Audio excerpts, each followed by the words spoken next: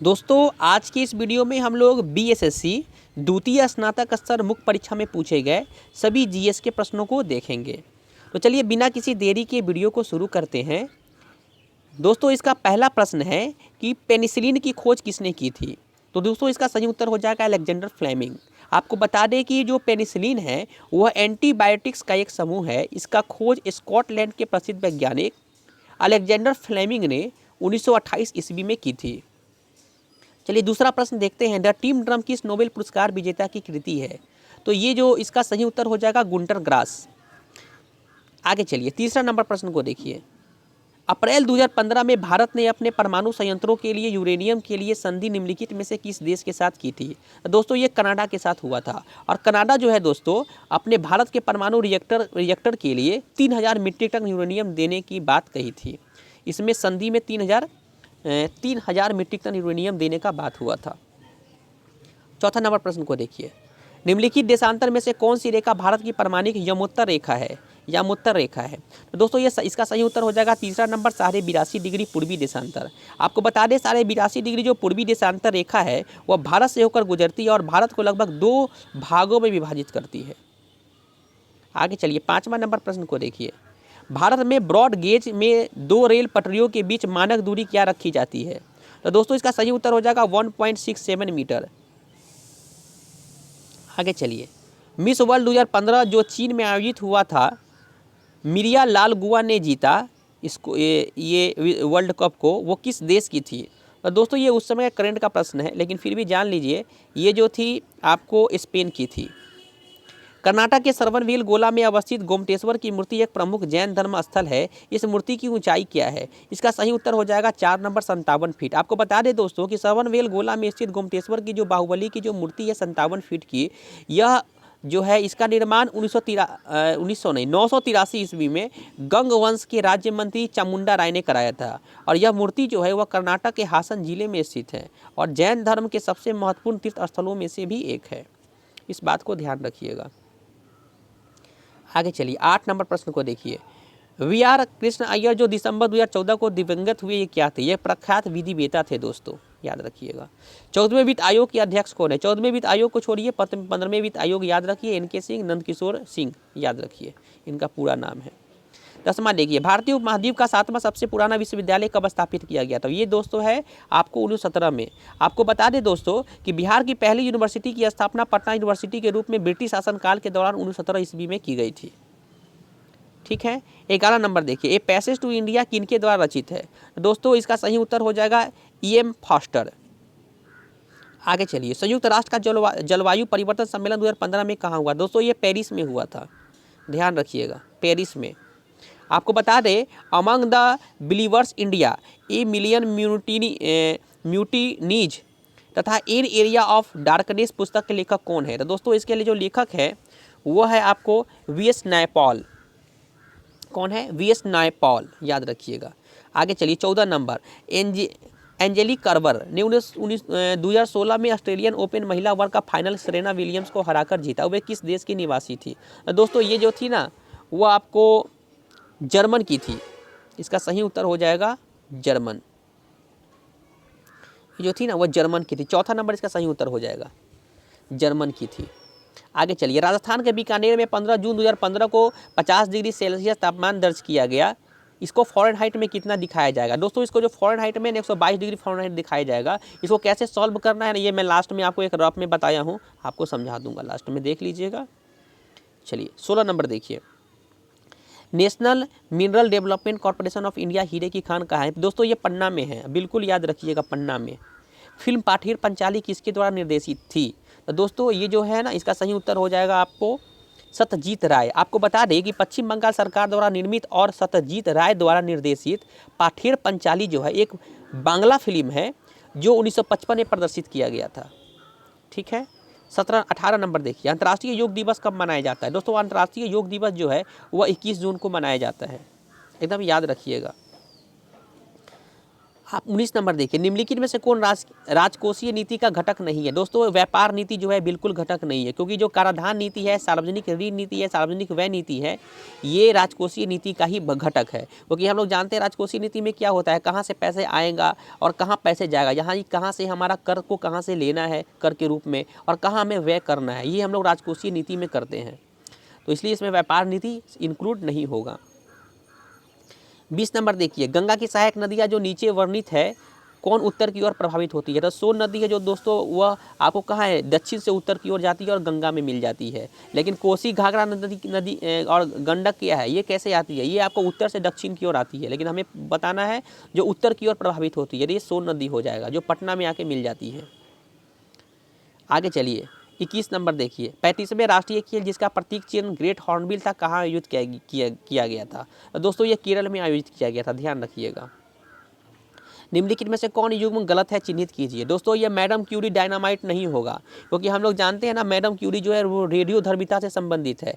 अब बाकी आप देखिए, एजी बेल टेलीफोन बिल्कुल सही है, जेएल बेयर्ड बिल्कुल टेलीविजन सही है, जेम्स वाट स्टीम इंजन बिल्कुल सही है। आगे चलिए, 23 नंबर प्रश्न को देखिए, निम्नलिखित में से सूर्योदय सबसे पहले कहाँ होगा। टोक्यो में दोस्तों सबसे पहले होगा, क्योंकि ये सबसे पूर्वी में यही है। आगे चलिए, मशहूर पेंटिंग हंस दमयंती के चित्रकार कौन थे। तो दोस्तों राजा रवि वर्मा थे, आप इसको याद रखें। मैं इस चित्र के बारे में बता दें, ये जो है ना, ये जो मशहूर पेंटिंग जो है, ये हंस दमयंती के बारे में कुछ जान लीजिए। दोस्तों हंस दमयंती जो है वह राजा रवि वर्मा द्वारा चित्रित एक प्रसिद्ध चित्र है। रवि वर्मा को भारतीय कला के इतिहास में महानतम चित्रकारों में से एक माना जाता है, ठीक है। और इस चित्र में जो है, ये जो हंस दमयंती का जो चित्र है, इसमें विदर्भ की जो राजकुमारी है दमयंती, और अपने प्रेमी नल के विषय में हंस से बात करते हुए दिखाया गया है इस चित्र में, ठीक है। आगे चलिए, 25 नंबर याद रखिएगा। 25 नंबर क्वेश्चन को देखिए, निम्नलिखित में से कौन सी पुस्तक फणीश्वरनाथ रेणु रचित है। दोस्तों ये पहला आंचल हम लोग बचपन से पढ़ते आ रहे हैं, मेरा आंचल फणीश्वरनाथ रेणु। आगे चलिए, 26 नंबर, आनुवंशिकी के जनक वैज्ञानिक कौन है। दोस्तों ये हो जाएगा ग्रेगर मेंडल। आनुवंशिकी के जनक कौन है, ग्रेगर मेंडल। आगे चलिए, नीचे दिए गए स्तंभों में राज्यों के नाम और वहां अवस्थित न्यूक्लियर रिएक्टर के नाम को मिलान करना है। दोस्तों आप लोग जानते हैं कर्नाटक का क्या हो जाएगा, कैगा। कर्नाटक कैगा याद रखिएगा। तमिलनाडु का कुडनकुलम, तमिलनाडु कुडनकुलम। कर्नाटक कैगा। उत्तर प्रदेश नरोड़ा। गुजरात काकड़ापार। बाकी आप इसको मिला लीजिएगा दोस्तों, और इसको याद भी कर लीजिएगा। राज्यसभा के संदर्भ में निम्नलिखित में से कौन सा कथन सही नहीं है। तो दोस्तों राज्यसभा एक अस्थायी संस्था है, बिल्कुल सही बात है। इसके 1/3 सदस्य प्रत्येक 2 वर्ष में रिटायर हो जाते हैं, ये भी सही बात है। हमें गलत को पहचानना है। राज्यसभा का गठन 1958 ईस्वी में हुआ था, ये बिल्कुल गलत बात है, क्योंकि दोस्तों आपको मालूम है कि राज्यसभा का गठन पहली बार कब हुआ था, 3 अप्रैल 1952 को हुआ था। तो बिल्कुल यहाँ पर ये गलत हो गया। राज्यसभा के 12 सदस्य राष्ट्रपति द्वारा मनोनीत होते हैं, बिल्कुल सही है। 29 नंबर प्रश्न को देखिए, 29 नंबर प्रश्न, बीमारी या उनके सही रूप को मिलाना है। दोस्तों विडाल टेस्ट दोस्तों टाइफाइड के लिए होता है, ठीक है दोस्तों, याद रखिएगा। विडाल टेस्ट क्या हो जाएगा, टाइफाइड।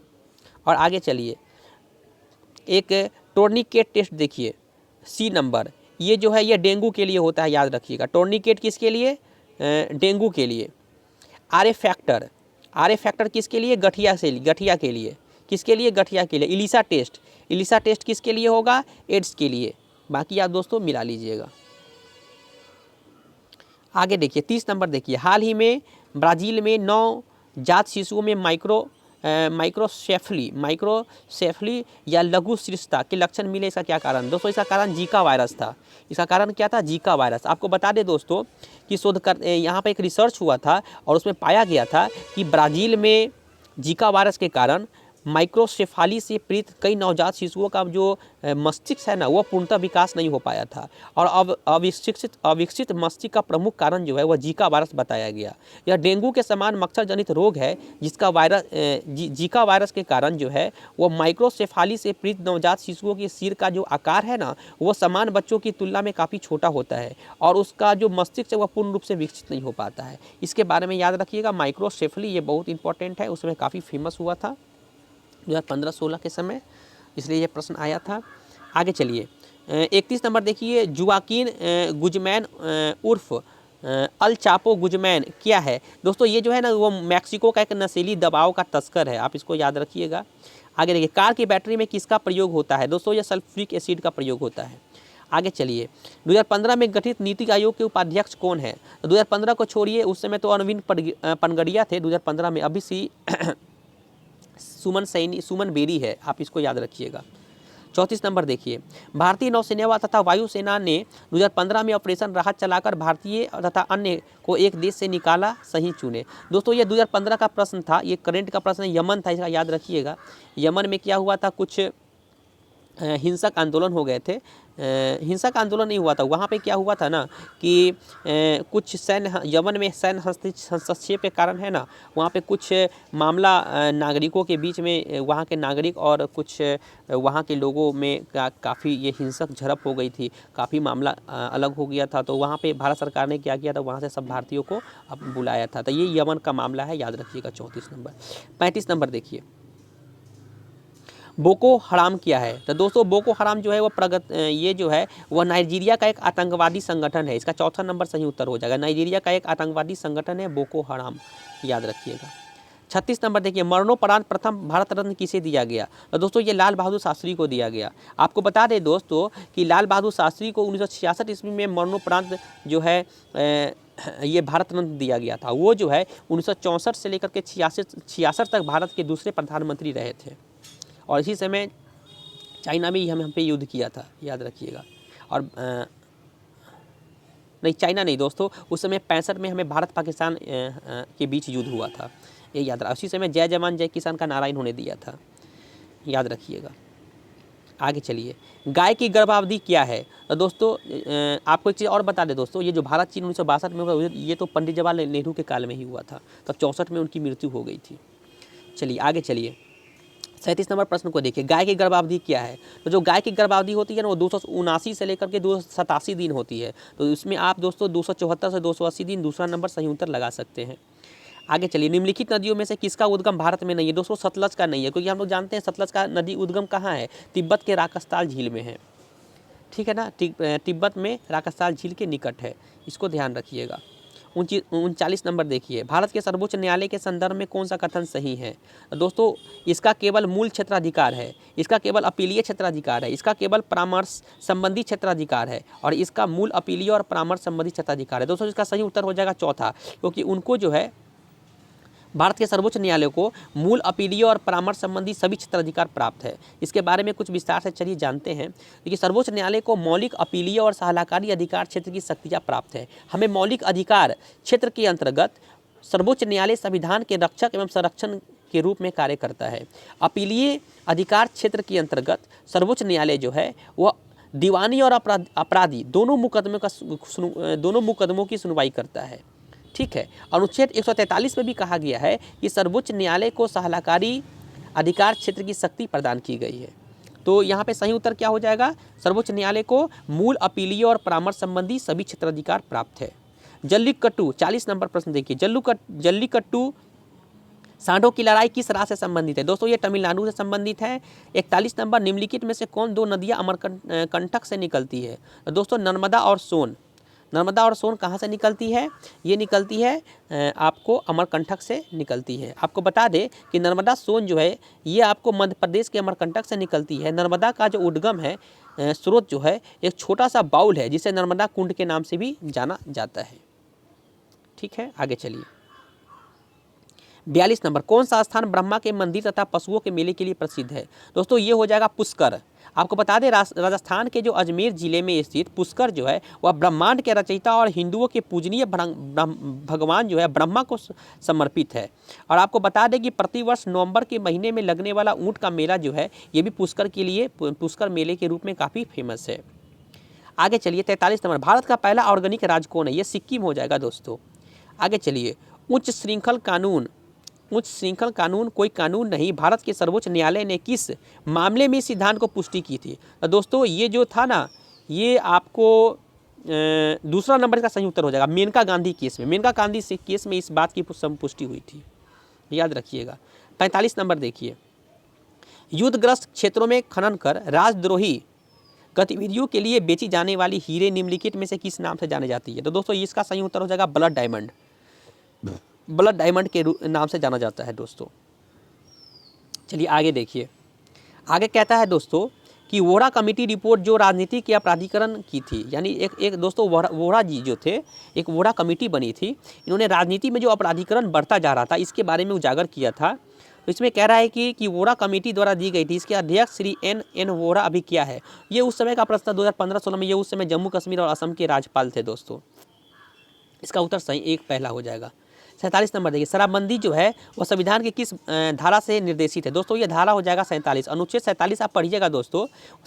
अनुच्छेद 1947 में साफ कहा गया है ये तो राज्य की नीति निर्देशक तत्व है अनुच्छेद 47, ये भी पहले आप जान लीजिए। और दूसरी बात कि इसमें कहा क्या गया है, इसमें कहा गया है कि सरकार जो है वह प्रोत्साहन स्तर, जीवन स्तर को ऊंचा करने, लोक स्वास्थ्य में सुधार करने के लिए राज्य के कर्तव्य का वर्णन करता है, अनुच्छेद कौन 47। और इसमें कहा किया गया है कि राज्य जो है वह चिकित्सा के उद्देश्य से प्रयुक्त होने वाले औषधियों के अलावा स्वास्थ्य को हानि पहुंचाने वाले नशीली पेय पदार्थों और नशीली दवाइयों पर प्रतिबंध लगाने का प्रयास करेगा। ये कहा गया है धारा 47 या अनुच्छेद 47 राज्य की नीति निर्देशक तत्व में जो दिया हुआ है उसमें। तो ये इसका सही उत्तर हो जाएगा 47 का पहला।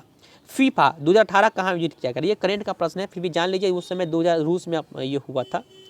आगे चलिए, क्योंकि इस प्रश्न का अभी कोई मतलब नहीं है। आगे चलिए, दुधारू पशुओं में कैल्शियम की कमी के कारण क्या होता है? दोस्तों ये मिल्क फीवर हो जाता है, याद रखिएगा। दुधारू पशुओं में अगर कैल्शियम की कमी होगी तो क्या हो जाएगा? Milk fever.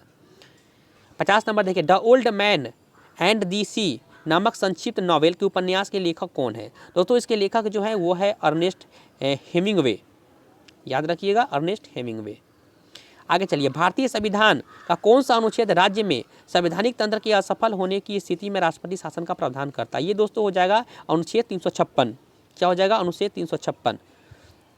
आपको बता दें दोस्तों कि संविधान के अनुच्छेद 356 के अनुसार यदि राज्य सरकार किसी विशेष परिस्थिति में राज्य सरकार किन्हीं विशेष परिस्थितियों के उत्पन्न होने के कारण संविधान के प्रावधानों के अनुसार राज्य की शासन व्यवस्था को नियंत्रित करने में अगर असमर्थ हो जाती है, फेल हो जाती है राज्य सरकार संवैधानिक व्यवस्थाओं के अनुसार से शासन व्यवस्था को चलाने में, तो ऐसी स्थिति में उस राज्य में राष्ट्रपति शासन लागू किया जाता है। राष्ट्रपति शासन लागू होने के बाद राज्य की विधानसभा भंग कर दी जाती है और राज्य का प्रत्यक्षता केंद्र सरकार का नियंत्रण स्थापित हो जाता है। नियंत्रण किसका हो जाएगा? केंद्र सरकार का। आगे चलिए, 52 नंबर देखिए, भारत में जेनेटिक रूप से परिवर्तित किस फसल को व्यापारिक उत्पादन के लिए अनुशंसित किया गया था? दोस्तों ये इसका सही उत्तर हो जाएगा बीटी कॉटन। बीटी कॉटन के लिए अनुशंसित किया गया था, उस समय काफ़ी फेमस हुआ था बीटी कॉटन 2015-16 में। चलिए आगे चलिए, नोबेल पुरस्कार किस देश द्वारा दिए जाते हैं? दोस्तों आपको बता दें कि जो नोबेल पुरस्कार है वह अंतर्राष्ट्रीय प्रतिवर्ष प्रदान किया जाने वाला पुरस्कारों की एक श्रृंखला है। यह पुरस्कार जो है वह स्वीडन और नॉर्वे की समितियों द्वारा शैक्षणिक, सांस्कृतिक और वैज्ञानिक शोध के क्षेत्र में उल्लेखनीय कार्य के लिए 6 वर्गों में प्रदान किया जाता है। पहला जो वर्ग है वह है भौतिकी, दूसरा रसायन, तीसरा अर्थशास्त्र, चौथा चिकित्सा शास्त्र और 5वां है शांति का नोबेल पुरस्कार। साहित्य का नोबेल पुरस्कार दोस्तों, शांति का नहीं, क्योंकि शांति का जो नोबेल पुरस्कार है वो नॉर्वे सरकार के द्वारा दिया जाता है, याद रखिएगा। 54 नंबर प्रश्न देखिए, बनारस हिंदू विश्वविद्यालय एक्ट 1915 से बनारस हिंदू विश्वविद्यालय की स्थापना का मार्ग प्रशस्त हुआ। इसके संस्थापक कौन थे? तो मदन मोहन मालवीय थे, याद रखिएगा। निम्नलिखित 2 कॉलमों का सही मिलान कीजिए। Bandipur national park, Buxa tiger reserve. दोस्तों बुक्सा टाइगर रिजर्व तो पश्चिम बंगाल में है। अब बांदीपुर देखते हैं। आगे चलिए, माउंट आबू जो वर्ल्ड वाइल्ड लाइफ आश्रय है ये आपको राजस्थान में हो जाएगा। पेंच नेशनल पार्क क्या हो जाएगा? मध्य प्रदेश में। तो बांदीपुर नेशनल पार्क बच गया, कर्नाटक में हो जाएगा। बाकी आप इसको मिला लीजिएगा। एक बार और देख लेते हैं। पेंच नेशनल कहाँ हो जाएगा? Madhya Pradesh. Mount Abu Rajasthan, Buxa tiger reserve Paschim Bengal और बांदीपुर क्या हो जाएगा? कर्नाटक।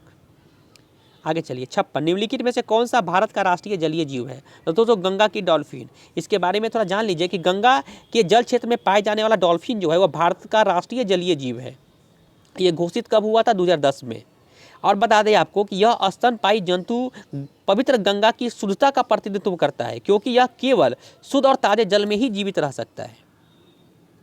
57 नंबर देखिए, कह रहा सूची 1 को 2 से मिलाना है। खाद्य उत्पादक में वृद्धि, हरित क्रांति, दूध उत्पादक श्वेत क्रांति, मत्स्य उत्पादन, नीली क्रांति, उर्वरक, भूरी क्रांति। इसको आप मिला लीजिएगा दोस्तों। चलिए 58 नंबर देखिए, हरा सूचकांक विकसित किया गया है विश्व बैंक के द्वारा। दोस्तों हरा सूचकांक जो है ये विश्व बैंक के द्वारा विकसित किया गया है।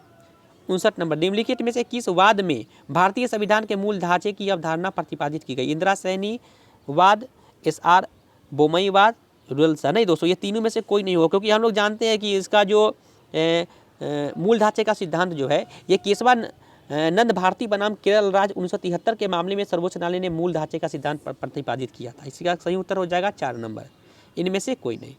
संविधान सभा के संवैधानिक सलाहकार कौन थे? तो इसका सही उत्तर हो जाएगा दोस्तों BN राव।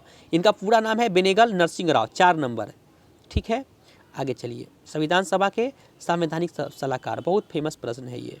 निम्नलिखित में से कौन सी एक समिति ने नागरिकों के मूल कर्तव्य को 1976 में सम्मिलित करने की अनुशंसा की थी? इसका सही उत्तर हो जाएगा स्वर्ण सिंह समिति। दोस्तों आपको बता दें कि वर्ष 1976 के आरंभ में भारत सरकार द्वारा गठित स्वर्ण सिंह समिति की सिफारिश के आधार पर 1976 में 42वें संविधान संशोधन द्वारा मौलिक कर्तव्य को संविधान में शामिल किया गया। आरंभ में मौलिक कर्तव्यों की संख्या कितनी थी? 10 थी, लेकिन 2010 में क्या हुआ? 86वें संविधान संशोधन के द्वारा 86वें संविधान संशोधन के द्वारा क्या किया गया? मौलिक कर्तव्य में एक कर्तव्य को शामिल कर दिया गया। अब क्या हो गया? कर्तव्यों की संख्या 11 हो गई। इसका सही उत्तर हो जाएगा स्वर्ण सिंह समिति, 2 नंबर, याद रखिएगा। सर्वोच्च 62 नंबर प्रश्न को देखिए, सर्वोच्च न्यायालय का न्यायाधीश अपना त्याग पत्र दे सकता है? किसको लिखकर त्याग पत्र दे सकता है? तो जो सर्वोच्च न्यायालय का न्यायाधीश है वो राष्ट्रपति को दे सकता है, अपना पत्र लिख करके राष्ट्रपति को दे सकता है त्याग पत्र। निर्वाचन आयुक्त को पद से हटाया जा सकता है? बिल्कुल सही बात है, निर्वाचन आयोग को पद से हटाया जा सकता है, लेकिन कौन हटाएगा इसे? क्या मुख्य निर्वाचन आयुक्त द्वारा? नहीं। प्रधानमंत्री द्वारा? नहीं। भारत के मुख्य न्यायाधीश के द्वारा? नहीं। इनमें से कोई नहीं होगा। क्यों होगा? क्योंकि हम जानते हैं कि भारत के जो मुख्य आयुक्त है को सर्वोच्च न्यायालय के न्यायाधीश की भांति केवल महाभियोग के द्वारा उसके पद से हटाया जा सकता है। इसलिए इसका सही उत्तर क्या हो जाएगा? 4 नंबर। चलिए, टाइगर वुड किस खेल से संबंधित है? ये गोल्फ से संबंधित है, याद रखिएगा दोस्तों। टाइगर वुड्स जो है एक अमेरिकी पेशेवर गोल्फर है। ठीक है, वो अब तक के सबसे सफल गोल्फर में से भी एक माना जाता है, ये भी याद रखिएगा। ध्वनि तरंगे नहीं चल सकती है, सही बात है। ध्वनि तरंगे कहाँ नहीं चलेगी? ठोस में, द्रव्य में, गैसीय माध्यम में, निर्वात में। निर्वात में नहीं चलेगी। क्यों नहीं चलेगी दोस्तों? क्योंकि हम जानते हैं ध्वनि तरंग क्या है। ध्वनि तरंग जो है ये यांत्रिक तरंग है, ये विद्युत चुंबकीय तरंग नहीं है, ये यांत्रिक तरंग है। यांत्रिक तरंग वो क्या होता है? माध्यम की आवश्यकता होती है, तो निर्वात में नहीं चल पाएगा। आगे चलिए, 68 नंबर प्रश्न को देखिए, सुमेलित करना है दोस्तों 1 को 2 से।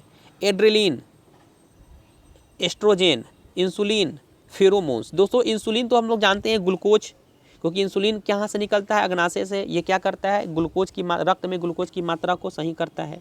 आप देखिए, एक सेकेंड, एड्रेलिन को देखिए। एड्रेलिन का इसका हो जाएगा आपको पहला, क्योंकि हम जो जानते हैं एड्रेलिन में क्या होता है कि दबाव, क्रोध या भय के प्रतिक्रिया स्वरूप स्रावित होने वाला हार्मोन है एड्रेलिन। एस्ट्रोजन देखिए, ये जो है ये मुख्यतः क्या होता है कि मादा यौन लक्षणों के विकास को प्रेरित करने वाला हार्मोन है, जो मादा में लैंगिक प्रजनन के विकास के लिए उत्तरदायी है। तो क्या हो जाएगा? एस्ट्रोजन। एस्ट्रोजन का क्या हो जाएगा? महिला है, 3 नंबर। इंसुलिन का हो गया 4 नंबर ग्लूकोज, और फेरोमेन्स का हो जाएगा 2 नंबर, क्योंकि फेरोमोन्स जो होता है यह गंध के द्वारा समान प्रजाति के सदस्यों को आकर्षित करने के लिए स्रावित होने वाला हार्मोन है।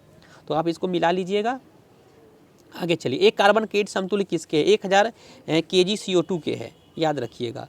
तो आपको बता दें दोस्तों कि कार्बन क्रेडिट व्यापार के लिए दिए जाने वाला प्रमाण पत्र के लिए प्रयुक्त होने वाला एक सामान्य शब्द है। यह शब्द जो है 1000 kg कार्बन डाइऑक्साइड CO2 का उत्सर्जन करने के लिए अनुमति का क्या करता है? प्रतिनिधित्व करता है। आपको बता दें कि कार्बन क्रेडिट्स राष्ट्रीय और अंतर्राष्ट्रीय स्तर पर ग्रीन हाउस गैसों की सांद्रता में वृद्धि को कम करने के लिए प्रयुक्त होने वाला एक क्या है? घटक है। ठीक है, इसका सही उत्तर हो जाएगा तीसरा, 1000 kg CO2। निम्नलिखित में से कौन सा तत्व सोलर सेल में उपयोग किया जाता है? इसका सही उत्तर हो जाएगा सिलिकॉन।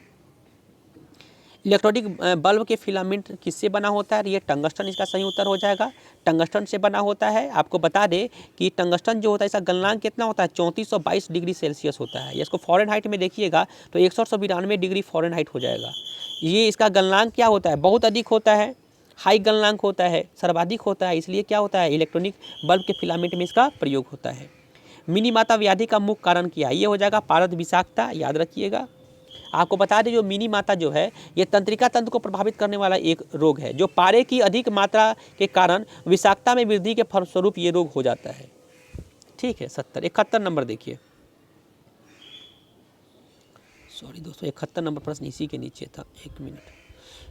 यदि राष्ट्रपति उपराष्ट्रपति अक्षम अथवा उनकी मृत्यु कार्यकाल में हो जाती है तो कार्यकारी राष्ट्रपति कौन होगा। दोस्तों ये सर्वोच्च न्यायालय के मुख्य न्यायाधीश होंगे। आपको बता दें, इसका उदाहरण भी देख लिए कि भारत के जो मुख्य न्यायाधीश जो हिदायतुल्ला थे ना, इन्होंने एक बार कार्यवाहक राष्ट्रपति के रूप में कार्य किया था।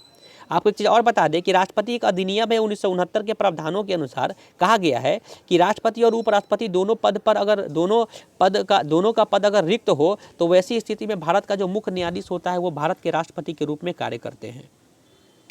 चलिए 71 हो गया। 72 नंबर देखिए, भारत के प्रथम न्यूक्लियर विस्फोट 1974 कहाँ किया गया था। दोस्तों ये पोखरण में किया गया था और इसका जो नाम था परीक्षण जो कूट था वह स्माइलिंग बुद्धा था, ये भी याद रखिएगा। 73 नंबर देखिए, अम्ल वर्षा किसके द्वारा होने वाले पर्यावरण प्रदूषण के कारक होती है। दोस्तों ये तो सब लोग जानते हैं, नाइट्रस ऑक्साइड और सल्फर डाइऑक्साइड, या नाइट्रस ऑक्साइड और सल्फर डाइऑक्साइड के कारण ही अम्ल वर्षा होता है, ध्यान रखिएगा। जैविक खाद के रूप में दोस्तों एंजोला, याद रखिएगा। जैविक खाद क्या हो जाएगा, अंजोला। आपको बता दें दोस्तों, अंजोला जो है वह जलीय एक प्रजातियों का वर्ग है। ठीक है, ये क्या करता है, नाइट्रोजन को स्थिर रखने में मदद करता है। ये एक आदर्श जैव उर्वरक के रूप में माना जाता है। गन पाउडर किसका मिश्रण है दोस्तों, चारकोल, सल्फर और पोटेशियम नाइट्रेट का मिश्रण है, याद रखिएगा। आगे चलिए 76 नंबर, आर्सेनिक औषधि का किसके उपचार के लिए मुख्यतः प्रयोग किया गया है। तो दोस्तों आर्सेनिक जो है ये आपको कैंसर के लिए, याद रखिएगा, कैंसर के लिए। लोहे का शुद्धतम रूप क्या है, लोहे का शुद्धतम रूप पिटवा लोहा है। दोस्तों आपको मालूम होगा दोस्तों कि जो लोहे की शुद्धता का निर्भर किस पर करता है, उसमें जो कार्बन की मात्रा होती है उसके आधार पर। आपको बता दें दोस्तों कि यदि किसी लोहे में जितना कार्बन की मात्रा कम होगा वो लोहा जो है उतना ही शुद्ध होगा। और पिटवा लोहा में क्या होता है, कार्बन का सबसे शुद्धतम रूप है, इसमें कार्बन की मात्रा सबसे कम होता है, वो 1% भी नहीं होता उसमें कार्बन, मात्र 0.08% होता है। साबुन किसका सोडियम साल्ट है। दोस्तों जो साबुन है वह स्त्रीक अम्ल का सोडियम साल्ट है, याद रखिएगा। निम्न प्रदूषण में से कौन जैव विघटित है, तो वाहित मल जो है वह जैव विघटित है, जैव के द्वारा विघटित हो जाता है। पीतल एक मिश्र धातु है, बिल्कुल, तांबा जास्ता का मिश्र धातु है। दोस्तों किसका मिश्र धातु है, तांबा और जास्ते का। निम्नलिखित में से कौन सी गैस जो इनर्ट गैस नहीं है। दोस्तों आपको बता दें दोस्तों कि इनर्ट गैस जो होता है उसको निष्क्रिय गैस कहते हैं, या उसको नोबल गैस भी कहते हैं। इसका मतलब क्या होता है, इन शॉर्ट निष्क्रिय गैस यानी नोबल गैस जो अन्य पदार्थ से क्या करता है, गैर प्रतिक्रियाशील होता है, वो अभिक्रियाशील नहीं करता है किसी भी पदार्थ से।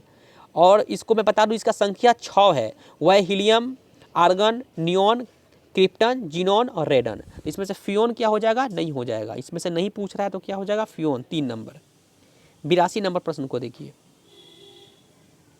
क्लोरोफिल और हीमोग्लोबिन में क्रमशः क्या होता है। क्लोरोफिल और हीमोग्लोबिन में क्या होता है, तो दोस्तों इसका सही उत्तर हो जाएगा तीसरा, Mg और Fe। आपको बता दें दोस्तों कि क्लोरोफिल जो है लगभग हीमोग्लोबिन के समान होता है, लेकिन दोनों में अंतर क्या है कि मैग्नीशियम जो है वह क्लोरोफिल अणुओं के केंद्र में विद्यमान रहता है। मैग्नीशियम कहाँ रहता है, तो क्लोरोफिल अणुओं के केंद्र में विद्यमान रहता है, जबकि हीमोग्लोबिन के केंद्र अणु के केंद्र में कौन होता है, आयरन पाया जाता है। ठीक है, याद रखिएगा, हीमोग्लोबिन अणु के केंद्र में क्या पाया जाता है, आयरन पाया जाता है। इसका सही उत्तर क्या हो जाएगा, Mg और Fe। 83 नंबर देखिए, प्रश्न क्या कहता है, अंतर्राष्ट्रीय इकाई पद्धति के अनुसार रेडियो एक्टिविटी की इकाई क्या है। तो इसका क्या हो जाएगा सही उत्तर, 83 का सही उत्तर आप लोग कमेंट में दे दीजिएगा। आगे देखिए 84 नंबर प्रश्न को देखिए, गहरा जामुनी यौगिक पदार्थ जो एंटीसेप्टिक एवं डिसइफेक्टेंट की तरह प्रयोग होता है वो क्या है। तो दोस्तों इसका हो जाएगा पोटेशियम परमैंगनेट, याद रखिएगा, पोटेशियम परमैंगनेट।